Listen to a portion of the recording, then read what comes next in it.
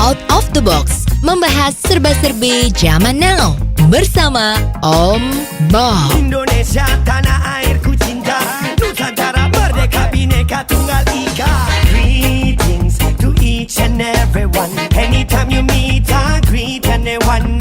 Whether it namaste, assalamualaikum. Salam, salam, salam. Halo, Awang Aji Wasita kembali lagi di Out of the Box membahas serba-serbi zaman now bersama Om Bob. Nah, kita masih membahas dunia pendidikan di Indonesia dan kali ini ada hasil asesmen nasional 2021 yang menyatakan bahwa ternyata kemampuan guru menghadirkan pembelajaran interaktif untuk menghargai keberagaman individu ternyata yang ada dalam kategori baik hanya 1% saja. Wah, ini menurut Om Bob gimana ini? Ya, kita lihat itu hasil laporan asesmennya tadi itu yang mampu ya memberi pelajaran secara interaktif dengan karakter siswa-siswa yang tidak sama itu hanya 1%. Ya, sedangkan yang termasuk lumayan itu kalau nggak salah 32%. Ya, sedangkan yang mayoritas 67% itu sama sekali tidak menguasai. Nah, ini sebetulnya menjadi berita yang sangat mengkhawatirkan. Ya, seorang guru yang harusnya mendidik murid-muridnya dengan cara yang berbeda-beda. Ya, jadi ceritanya kan kurang lebih 20 tahun yang lalu, itu kan sangat terkenal bahwa di Indonesia itu mengeluarkan peraturan atau tata cara mengajar murid kita itu bukan one way communication. Jadi bukan gurunya memberitahu terus anaknya ngikutin apa yang dikatakan guru. Tetapi mulailah dipraktekkan yang menghebohkan. Ini juga menghasilkan ongkos biaya yang gede ya, yaitu yang namanya CBSA. Ya, kita masih ingat cara belajar siswa aktif. Ya. Nah, itu pada saat pertama dijalankan, itu semua orang tua juga bingung. Ya, meja kursinya diletakkan sedemikian rupa sehingga menjadi semacam kelompok-kelompok itu. Jadi waktu itu Menteri Pendidikan kita mengatakan cara belajar sekarang tuh nggak bisa kalau komunikasi guru ngajari seperti biasanya duduk di depan papan tulis itu. Ya, ternyata siswa itu harus aktif. Betul. Maka digalakkanlah yang namanya CBSA. Ya. Sekarang ini kan sudah hilang itu. Ya, suara-suara CBSA itu sudah hilang ya. Nah, dengan demikian pada saat itu memang kemampuan guru itu harus bisa menyesuaikan dengan karakter dari para siswa yang beda-beda. Ada yang satu mungkin ya, kalau dijelaskan dengan campuran antara bahasa Indonesia sama bahasa daerah, mungkin dia lebih cepat ngerti. Sebaliknya ada satu siswa yang dia lebih tertarik pada model-model matematika atau model-model ilmu sosial. Nah, waktu ngajarin murid yang ini caranya beda. Ya, jadi dikelompok-kelompokkan di dalam meja yang terpisah-pisah CBSA tadi itu. Jadi siswanya yang disuruh aktif, gurunya cuman sepertinya itu tutwuri handayani. Jadi mengikuti aja kemauannya muridnya apa, dia tinggal mengegongi. Ya, jadi konsep CBSA ini waktu itu diluncurkan dalam kondisi yang sebetulnya itu belum siap. Caranya ngajar bagaimana itu belum siap. Toh akhirnya sekarang itu sudah tidak terdengar lagi kan. Ya, apalagi sekarang hasil asesmen nasional dari Departemen Pendidikan Kebudayaan ini menemukan kalau yang mampu itu hanya 1%. Ya kan? Nah, ini bahaya sekali. Ya, jadi lebih bagus memang sekarang ya dikembalikan aja. Jadi pakai kurikulum yang benar, yang sesuai dengan zamannya, yaitu jiplak saja. Ya, jiplak saja dari luar negeri yang sudah berhasil. Kalau mau jiplak yang deket-deket, yang jiplak dari Malaysia saja yang masih serumpun. Bahasanya juga hampir sama kan, Melayu sama bahasa Indonesia. Jiplak saja, terus itu dididikkan dengan seorang guru yang bisa betul-betul mumpuni agar supaya ilmu-ilmu bisa diserap dengan baik.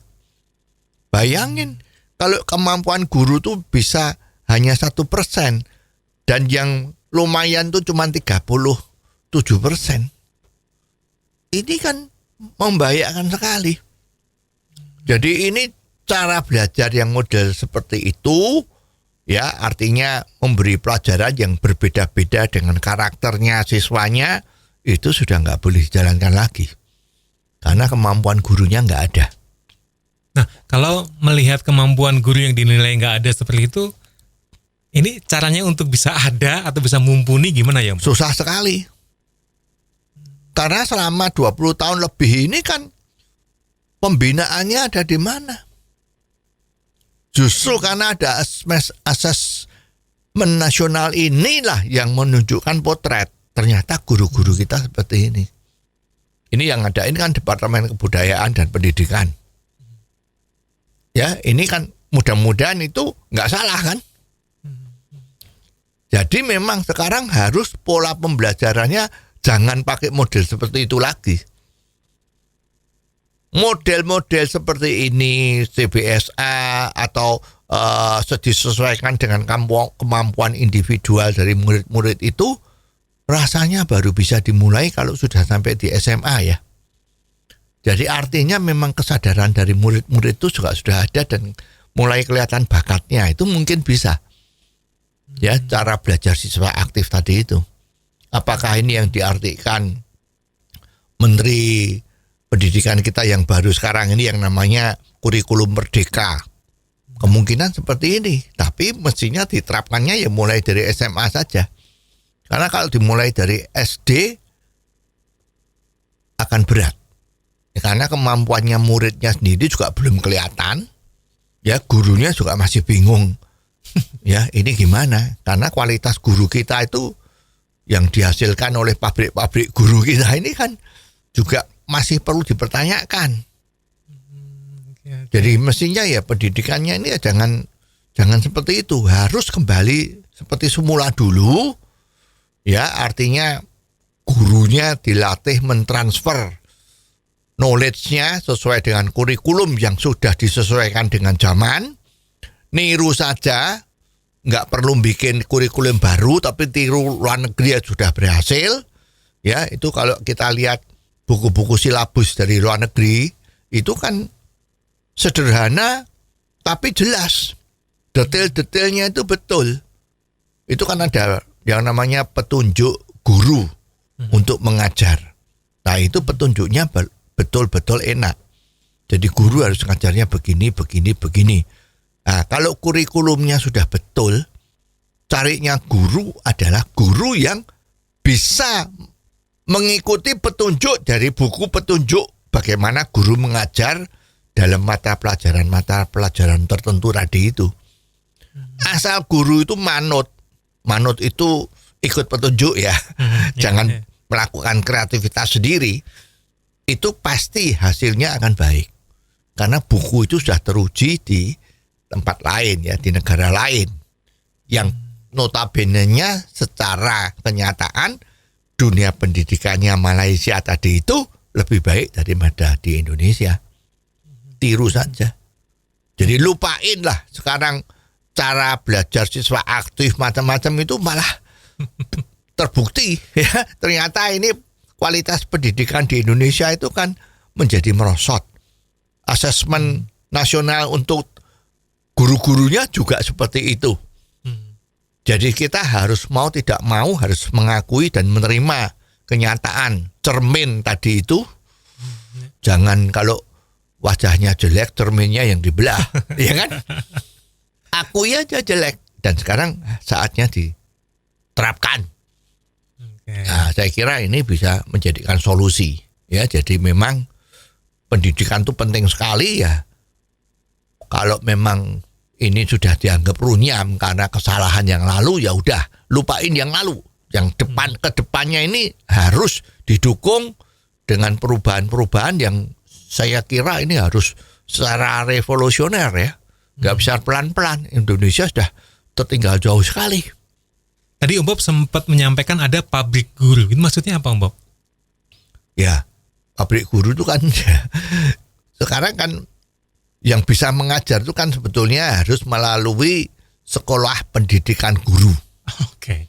Ya, Ya, betul. kalau yang tingkat universitas kan IKIP ya, Institut Keguruan Ilmu Pendidikan, Ya. IKIP. Nah itu harus betul-betul diawasi dengan betul agar bisa menghasilkan guru-guru. Ya IKIP tadi kan pabrik guru kan. Nah itu harus bisa betul-betul menghasilkan guru yang bagus. Nah ini yang harus betul-betul diperhatikan. Oke, tapi ada fenomena yang sepertinya cukup menarik nih Om Bob. Bahwasanya gaji yang diterima oleh pengajar atau guru itu kan banyak yang bilang tuh kecil. Apakah ini juga pengaruh bahwa orang-orang yang hebat itu jadi enggan untuk jadi guru gitu? Ya memang ya, kita idealis memang diperlukan ya. Sebagai seorang guru itu kan punya julukan pahlawan tanpa tanda jasa. Ya, memang posisi seorang guru itu memang harus idealis untuk mencetak, menghasilkan murid-murid yang hebat. Itu guru itu harus idealis, harus mempunyai sifat memberikan segala sesuatu kemampuannya agar supaya murid didiknya itu menjadi pinter. Ya. Pinter dan bodoh itu kan cuman bedanya kalau yang bodoh itu belum tahu. Kalau sudah dikasih tahu menjadi pinter. Iya, betul. Ya. Ini kan guru, tugasnya seorang guru itu tadi seperti itu. Ya sekarang kan namanya juga manusia. Kan memang ada kebutuhan-kebutuhan yang untuk bisa hidup lebih baik kan. Betul. Nah memang ini soal gaji memang harus dipikirkan penghasilan dari guru itu. Ya, jadi memang ini perlu dipikirkan bagaimana sistem remunerasi untuk guru itu. Jangan seperti sekarang, misalnya guru itu golongan 3A, ya gajinya sekian. Kalau udah 3B sekian, 3C sekian. Ini kan sangat susah ya. Artinya meritokrasinya itu hanya dilihatkan berapa lama dia jadi guru. Yuk pangkatnya naik kan. Sekarang harus dirubah. Jadi guru akan mendapat penghasilannya lebih gede dengan istilah tunjangan prestasi. Misalnya seperti ini. Dan ini harus bisa diukur dengan yang namanya KPI itu. Key Performance Index. Ya, jadi seorang guru KPI-nya apa? Kalau ujian itu rata-rata harus 8,5. Nah itu mungkin A. Rata-rata kan seluruh kelas harus A. Ya nilainya A itu rata-rata ya mungkin dia 8,5 KPI-nya. Ya. Nah, kalau bisa rata-rata 9, KPI-nya 9 misalnya begitu ya. Tapi kalau KPI-nya hanya 6 saja yaitu so-so. Nggak ada yang namanya tunjangan prestasi. Itu harus digalakkan. Jadi guru berlomba-lomba membuat anak-anak didiknya nilainya rata-rata itu baik. Nah ini KPI-nya bagus, tunjangannya bila perlu lebih besar dari gajinya.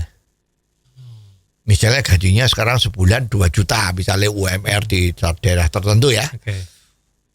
Ini kan seperti itu ya, 2 juta. Tapi begitu kamu KPI-nya, prestasinya anak-anak kalau nanti ujian itu nilainya A, dia dapat tunjangan yang namanya prestasi tadi itu. Kalau gajinya 2 juta setahun kan 25 juta. Hadiahnya 50 juta. Wow. Jadi ada sesuatu yang dikejar. Ya namanya juga manusia. Dapat lebih bagus ya oke kan. Ya kalau udah seperti ini ternyata murid didiknya itu juga ternyata prestasinya nggak bisa bagus. Ya ini gurunya nggak beres. Dia nggak bisa ngajar. Ya, dibukalah lowongan, dicari guru untuk ngajar kelas 5, misalnya begitu. Dan juga sistem rekrutmennya guru juga seperti itu. Artinya harus dirubah. Ya, zaman dulu itu ada sistem kalau menarik atau mengangkat seorang guru di sebuah sekolah itu selalu pakai kontrak kerja. Jadi bukan lifetime pegawai. Sekarang kalau pegawai negeri kan nggak bisa dipecat, nggak bisa diberhentikan. Ini terus terang merangsang untuk berbuat tidak berprestasi. Aku harus santai-santai aja juga, saya nggak bisa dipecat. Zaman dulu guru-guru kita kualitasnya bagus karena sebagian besar dari sekolahan-sekolahan swasta ya, itu guru itu dikontrak selama berapa tahun pelajaran. Jadi kalau selama di dalam bekerja itu dinilai kurang bagus prestasi mengajarnya, maka dia tidak dilanjutkan kontraknya.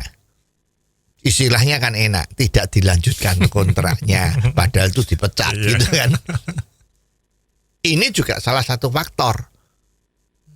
Jadi guru-guru sekarang ini walaupun dia itu guru dari pegawai negeri, memang harus di-challenge. You berposisi guru di sini, you dapat anggaran spesial kalau bisa indeks dari murid-muridnya itu bagus pada akhir tahun, pada masa tes atau kenaikan kelas, kamu dapat tunjangan yang besarnya 20 kali dari gaji yang kamu terima tiap bulannya. Wah, merangsang. Ya. Ya, tapi kalau jelek, tidak bisa mencapai, ya kamu ada kemungkinan kontraknya diselesaikan. Oke. Ya, jadi hal-hal yang seperti ini jangan dianggap sepele, harus diterapkan untuk guru. Nah, supaya penghasilannya dia banyak, tapi prestasinya juga dituntut baik. Ini harus diterapkan juga. Jadi satu, kurikulum itu harus betul. Sekarang caranya gimana? Kurikulum kan yang menentukan pemerintah. Pemerintah harus mengambil putusan politis. Ya, tidak perlu menggali-gali dari kearifan lokal sih nggak perlu dulu. Yang penting sekarang jiplak dulu, tirulah Malaysia. Kayak apa di sana diterapkan dulu. Ya, kalau sudah mencapai standar yang baik seperti itu, baru boleh dikembangkan lagi yang lebih bagus. Karena pada saat nantinya guru-guru kita juga sudah siap mengajarnya dengan bagus. Sekarang karena belum bagus, ya jiplak dulu. Ya, buku petunjuk bagaimana how to teach tadi itu ya harus belajar di sana, baca dari sana, ngajarinya begini, contoh-contohnya begini. Wait, Om Bob, tapi itu kan biayanya besar banget itu. Oh iya memang. Tetapi ada duit kok. Anggaran pemerintah untuk Departemen Pendidikan ini gede banget loh. Kalau nggak salah nomor 2. Oke. Ya nomor 2 dari persentase anggaran belanja negara itu nomor 2 itu pendidikan. Besar sekali. Nah kalau kita lihat sekarang dihabiskan di mana? Dihabiskan tuh selalu yang dibangga-banggakan tuh satu, bangunan fisik. Wah, kalau bisa bangun sekolah dianggap sudah oke. Padahal kan bukan itu. Core-nya itu bukan bangunan fisik, tapi caranya ngajar itu. Ya, terus sekarang tenaga pendidik, guru sama tenaga administrasi, kelihatannya masih banyak yang administrasi ya. Kelihatannya lo ya. Kalau banyak gurunya pun juga nggak banyak lah, nggak selisihnya banyak. Ya, mestinya harus anggaran SDM, anggaran untuk gurunya lebih besar, tapi bukan sebagai fix income-nya guru. Tapi harus dari segi KPI tadi itu. Muridnya nilainya A semua, genjot, hadiahnya tadi, bonusnya tadi besar. Jadi merangsang supaya kerja bagus. Sehingga guru tidak, jiwanya itu bukan jiwa tengku. Ya, tapi harus jiwanya itu betul-betul kalau muridnya belum pinter, belum berhenti, belum pulang. Itu harus dijadikan pola-pola seperti ini. Tapi apakah itu bisa, Om Bob? Kalau mau bisa. Ini namanya revolusioner. Jadi pemimpin-pemimpin di dalam departemen pendidikan ini juga orang-orangnya harus revolusioner. Melakukan perubahan yang drastis agar cepat-cepat pendidikan di Indonesia menjadi baik. Jangan mikir imbalan yang macam-macam. Ya, jadi maksudnya itu, kalau gurunya memang jelek, ngajarnya jelek, ya harus dipecat. Itu harus. Terus kalau gurunya memberi nilai palsu, katrol-mengatrol itu, pecat. Jadi kontrolnya jadi harus ketat. Ya, jadi diimbangi. Pola-polanya sudah betul, tapi implementasi di dalam pelaksanaannya harus diawasi. Supervisor tuh harus jalan. Bila perlu kepala sekolah sekarang itu juga diawasi sama ya pasukan khusus dari Departemen Pendidikan. Misalnya begitu. Orang pusat yang ditempatkan sana untuk ngecek apakah kepala sekolahnya kerjanya betul. Ini jiwa-jiwanya harus militan, harus jiwanya itu betul idealis. Nah, orang-orang yang kayak gini, yang tugasnya supervisi, ya dia ngawasinya dengan betul, nah gajinya juga harus gede. Itu anggaran bisa, pemerintah untuk anggaran Departemen Pendidikan itu besar sekali, nomor 2. Itu udah jalan. Sekarang mau atau tidak. Oke, tapi kalau nyari tenaga supervisi seperti itu apakah bisa atau gampang, Om Bob? Ya, sebetulnya itu kan tenaga supervisi itu tidak perlu orang yang mengerti disiplin ilmu dari apa yang diajarkan itu. Ya, ngerti perlu tapi nggak perlu ahli lah ya. Okay. Tetapi ini kan ilmu manajemen. Harus dicari orang-orang yang manajemennya kuat. Bagaimana dia bisa melihat kalau ini terjadi hal-hal yang nggak betul. Itu kelihatan kok. Kalau orang yang pintar manajemen, ya jadi memang harus dia bisa ngerti. Oh, ini bagus atau tidak. Yang penting orang tuh ngerti bagus atau tidak. Yang dua, mengerti apakah ini jujur atau tidak. Apakah ini sudah dilaksanakan sesuai dengan apa yang sudah diarahkan. Itu ilmu manajemen. Loh, kalau memang dia jago pendidik ya lebih baik. Ya. Nah, cari orang manajemen itu gampang. Indonesia banyak sekali kok yang masih nganggur. Ya, memang cari gurunya sedikit. Sedikit susah cari guru. Tetapi cari orang manajemen lebih gampang. Kalau mau loh ya. Jadi harus betul-betul revolusioner. Harus revolusi di dalam dunia pendidikan. Nggak boleh pelan-pelan lagi. Ini sudah sangat gawat. Oke. Beberapa waktu yang lalu juga sempat ada yang menarik nih, Om Bob. Ada yang mengirimkan ke sebuah media cetak semacam surat pembaca itu yang berkeluh kesah mungkin ya.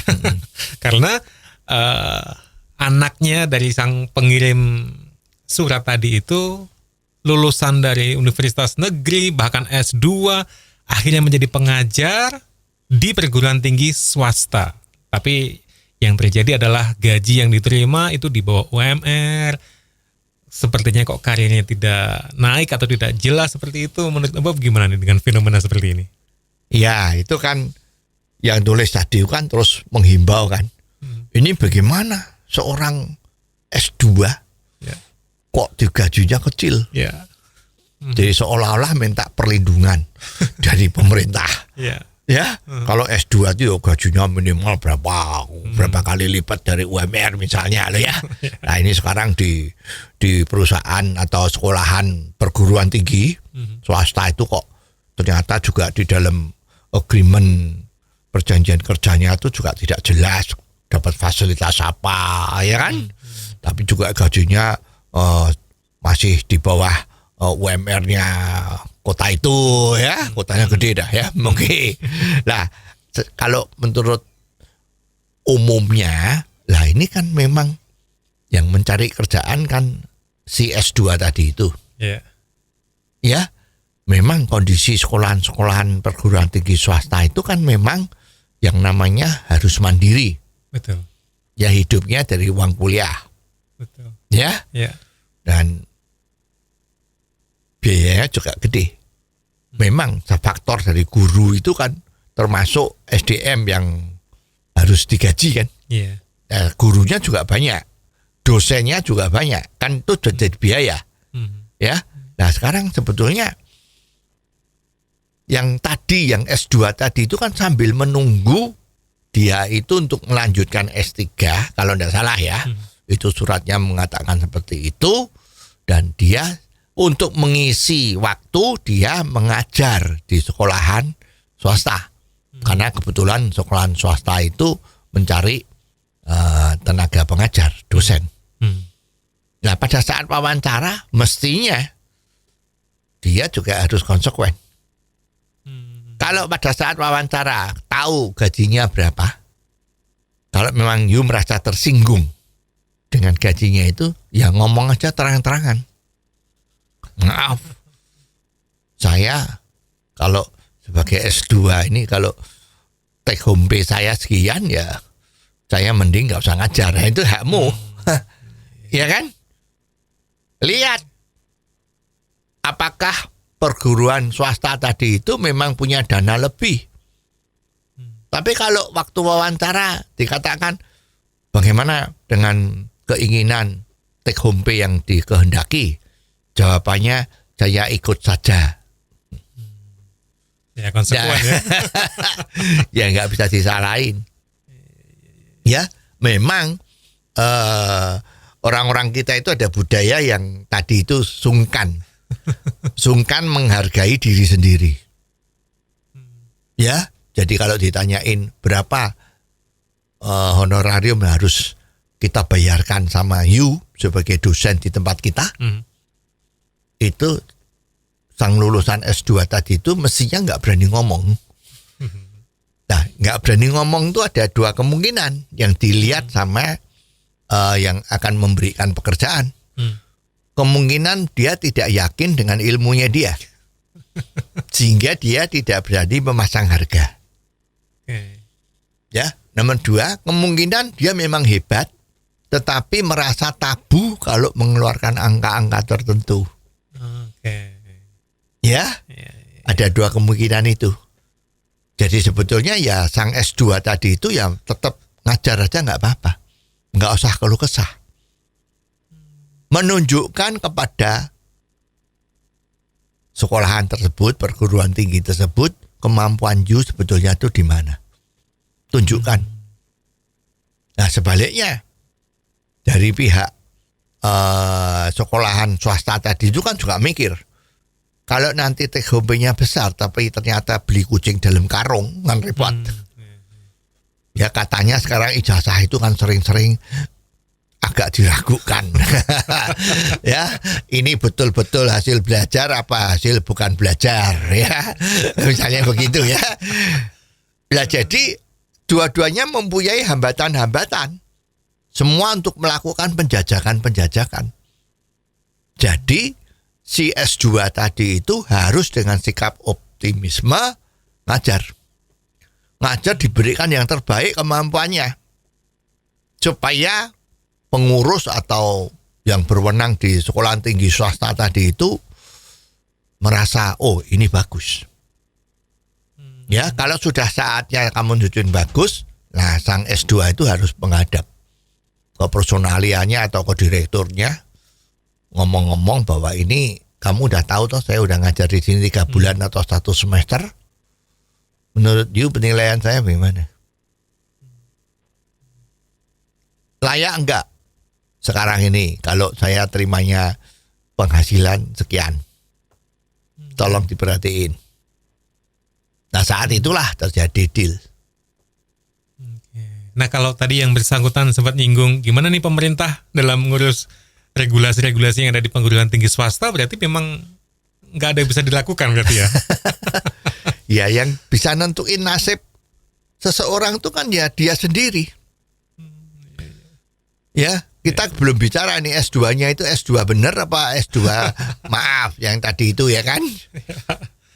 Nah kalau memang dia merasa oke, ya kalau memang ada perguruan tinggi yang menganggap kemampuan kita itu sangat rendah, underestimate, ya tunjukin dulu terus cabut. ya cari pekerjaan yang lain yang lebih baik. Jadi kalau cita-citanya jadi dosen ya harusnya ya ini jadikan latihan. Ya, memang sekarang kalau kita lihat itu ya, itu banyak konsultan bisnis ya, atau manajemen ya. Itu yang dulu latar belakangnya itu guru atau dosen. Ya, nah memang sekarang kalau dunia bisnis itu juga sulit mencari orang yang hebat. Dunia manajemen juga butuh orang yang hebat. Maka dia dari sekolahan yang tidak menghargai tadi, dia keluar. Mendirikan lembaga pendidikan sendiri. Untuk menjual kemampuannya dia kepada orang yang butuh. Dengan harga yang disesuaikan dengan keinginan S2 tadi itu. Jadi sebetulnya kesempatan untuk menjadi dosen di perguruan tinggi tadi itu adalah kesempatan membuktikan jati diri kemampuannya. Kalau you oke, mahasiswanya pasti bilang, oh ini oke. Istilahnya yang umum itu bilang, oh ini ada isinya. Wah, dosen ini ada isinya, bukan cuman kosong. Kalau you udah dianggap enak ada isinya, nah ini. Saat itu, you harus berani berubah. Ketemu dengan pengurus paling tinggi dari sekolahan tadi itu, ngomong apa adanya, ya. Kalau memang you terbukti, you pasti diikat dah. Jangan kemana-mana, di sini aja, gitu kan. Karena begitu you hebat, sekolahan itu akan menjadi sangat populer. Sekolahan ini mutunya hebat, karena dosennya ada S2 tadi yang hebat. Wes, selesai tugasnya. Jadi kalau emang you hebat, pasti akan dihargai dengan hebat. Tapi kapan tahu hebatnya? Buktiin. Ya, karena yang punya dana itu juga nggak ingin beli kucing dalam karung. Harus kelihatan dulu. Cantik tidak ini.